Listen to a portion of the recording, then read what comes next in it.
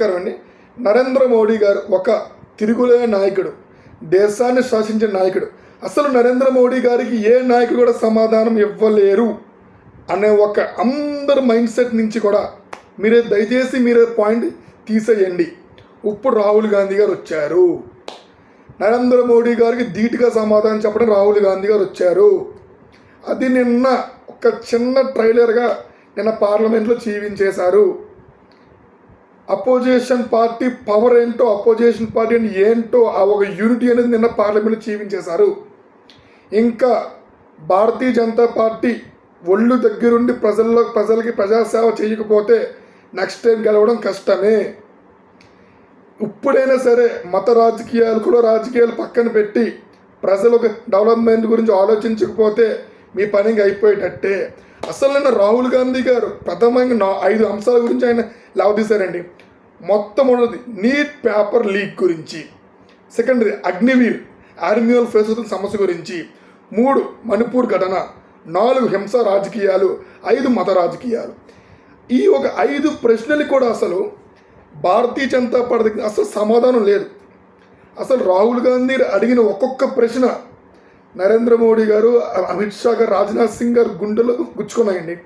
అసలు ఒక సిచ్యువేషన్లో అసలు రాహుల్ గాంధీ గారు అపోజిషన్ నుంచి వచ్చిన ప్రశ్నలు హ్యాండిల్ చేయలేకపోయారు. అసలు మైక్లు ఆఫ్ చేసేయడం, రాహుల్ గాంధీ గారిని డిస్టర్బ్ చేయడం, వీళ్ళని వాళ్ళు మాటించడం, చాలా నిన్న మొత్తం గందరగోళం అయింది. అసలు రాహుల్ గాంధీ గారు మాస్ స్పీచ్, మాస్ ర్యాంప్, అసలు ఎవరు కూడా ఈవెన్ రాహుల్ గాంధీ గారి పార్టీ కాంగ్రెస్ పార్టీలో అయినా సరే ఎవరు నమ్మలేదు. అసలు రాహుల్ గాంధీ గారు ఇంత ఒక స్పాంటినిటీ ఉందా? అసలు నరేంద్ర మోడీ గారు బేసిక్గా ఆయన ఏమో సమాధానం చెప్పాలి, ఏమైనా స్పీచ్ ఇవ్వాలి సరే, ఆయన ఒక స్క్రిప్ట్ ఉంటుంది. ఆయన స్క్రిప్ట్ని ఫాలో అయిపోయి ఆయన ఒక ఫ్లోలో ఆయన చెప్పకపోతారు. మధ్య ఎవరైనా డిస్టర్బ్ చేస్తే మళ్ళీ పూర్తిగా మర్చిపోయి మళ్ళీ ఫస్ట్ మళ్ళీ తిప్పుతూ ఉంటారు స్పీచ్ అయినా. కానీ ఎవరైతే మీరు పప్పు అన్నారో, ఎవరినైతే మీరు చేత కాదని చెప్పి అన్నారో ఆయనే మీకు నిన్న చెమటలు పట్టించేశాడు. ఎంత స్పాంటినిటీ అంటే వాళ్ళందరూ అట్నుంచి జై శ్రీరామ్ అంటే ఇట్నుంచి జై సంవిధాన్ అని, వాళ్ళందరూ అట్నుంచి భారత్ అంటే ఇట్నుంచి అందరూ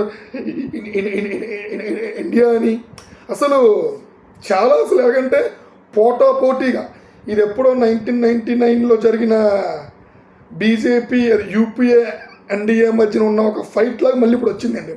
అసలు చాలా అంటే చాలా అసలు ఇప్పుడు నిజంగా ప్రతిపక్ష వాయిస్ గట్టిగా ఉంది కాబట్టి రూలింగ్ పార్టీలు భయపడుతున్నారు, తప్పు చేయడానికి భయపడుతున్నారు, వన్ వే పాలిటిక్స్ని ఇంకా పక్కన పెట్టేశారు. నేను ఈ ఒక సబ్జెక్ట్ గురించి నిజంగా అంటే ఇది ఫుల్ లెంత్ అవుతుందని చెప్పి నేను ఫుల్గా చెప్పట్లేదు. దీన్ని నేను 3-4 పార్ట్స్ కింద నేను చేస్తాను. ఫస్ట్ వీడియో వచ్చిన రెస్పాన్స్ బట్టి పార్ట్ 2, పార్ట్ 3 కూడా నేను చేస్తాను. నిజంగా అసలు ఆయన మెయిన్ పాయింట్స్ అనేది చెప్పారండి. మన భారతదేశానికి కావాల్సిన మెయిన్ రూట్స్ అనేవి మీరు తగ్గొట్టేశారు.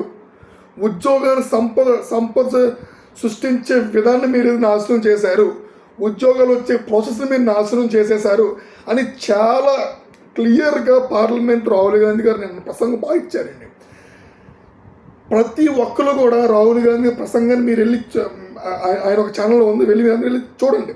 నిజంగా ఆయన ప్రజల తరపున ప్రజల వాయిస్ ఆయన పార్లమెంట్లో ముందుండి మాట్లాడారు.